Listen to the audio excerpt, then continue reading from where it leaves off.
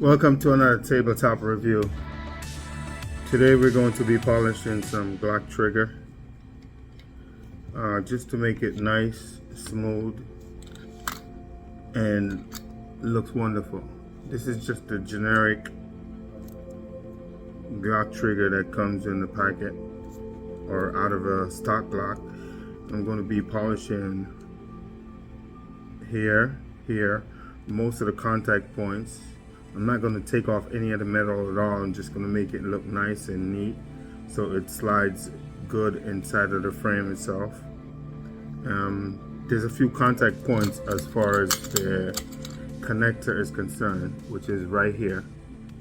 I'm going to be rubbing some polish here where it meets together. All the points that meet together, metal to metal, I want it to be as slick and smooth as possible for an easy transition where the trigger will just break evenly without that gritty feel or without that, take up. It will also make the action of the trigger a little bit smoother and faster depending on the shooter. Now, doing all this work doesn't necessarily mean it makes you a better shooter. It just makes the gun work much easier, much faster. Being a better shooter, it all depends on the individual. Alright, so I have two Glock triggers. One is for the 48 and one is for the 43X. I have all the parts here that I'm going to be working with. I'm not going to touch none of these parts here. These are the internals like the slide lock and so forth. I'm not going to touch those. I'm just going to polish here, right under here, and the top of here where the firing pin slides. So you want that firing pin to slide smooth and easy.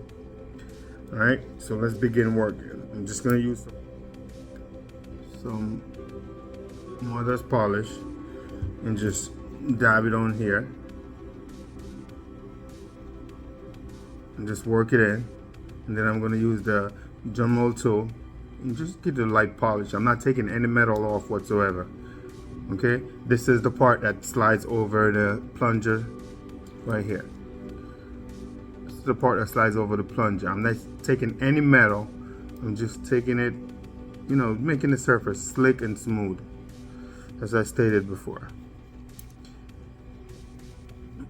It doesn't have to be no $200-300 trigger.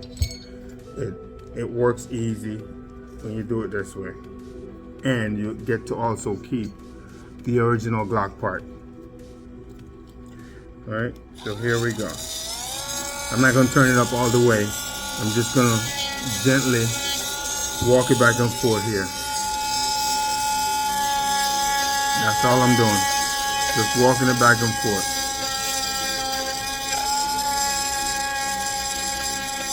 It has this dull look to it from the factory, but when I'm finished with it, it's gonna look nice, stainless steel, and polished. As I said, this is where the firing pin slides on top of it. So I am just working it back and forth, and then I'm gonna wipe it off and look at it and see how it looks. This is where the connector meets the trigger bar, right here. See, right there. This is where the connector meets the trigger bar. I'm just going to apply a little pressure while the tool is moving. I don't have to do it this side, but I'm just going to make it look neat, nice, and clean. I've been doing this for years and it seems to work pretty good for me. I like it. Instead I have to go out and buy a $200 or $300 drop-in trigger. So you just take the Glock trigger and look at the shine that is coming up. You look at it. Look at that shine. You see that? That's all you need. And then I just wipe it off, and when I'm finished I just polish it. See, look. That's all. Save you some money.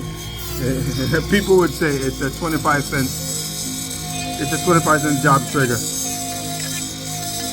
but you call it what you want. Sometimes it's good to just work on your guns yourself, and you know it much better than anyone else. Just gonna polish the bar because the bar rubs against the frame, so it makes it just easy, smooth. As I said, it doesn't have that grit feeling. You don't have to rub it too hard or polish it too hard. Just, you know, give it a light little coating.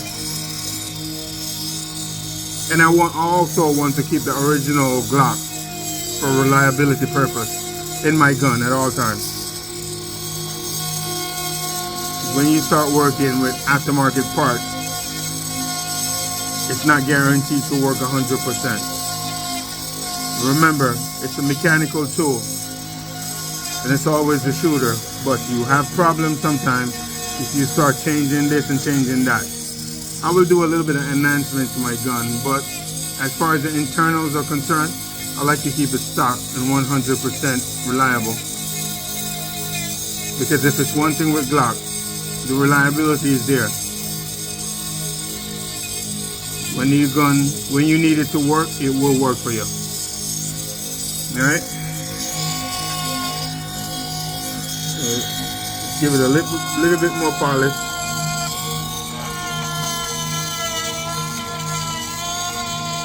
You're going to surprise to see how it comes out. Oh, it's getting hot.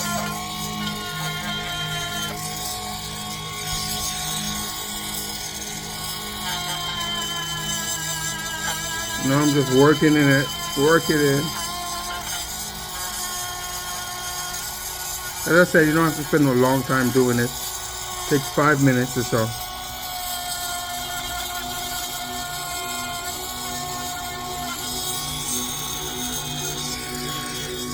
It's a 5-minute job.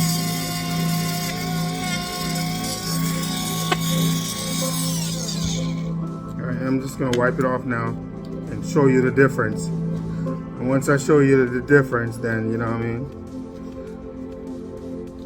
you'll see what I'm talking about.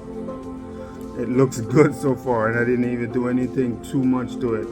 I did not take off any metal. I did not do any shaving. It's just the original stock Glock trigger bar, and then I'm gonna do the the connector, and then I'll show you what I'm talking about. All right, so look at this. Look at that. That is nice. That is nice. Look at that part that's going to be sliding against the connector right there, underneath the bottom right here, underneath the trigger bar. Yep, stock Glock trigger. See it? 5-minute job. That's it.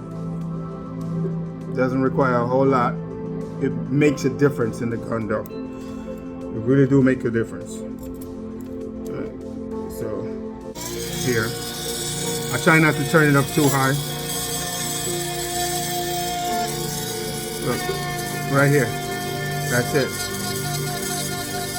The rest of the parts, the rest of this doesn't matter at all, because the rest of it is covered up in the gun. All I want to do is just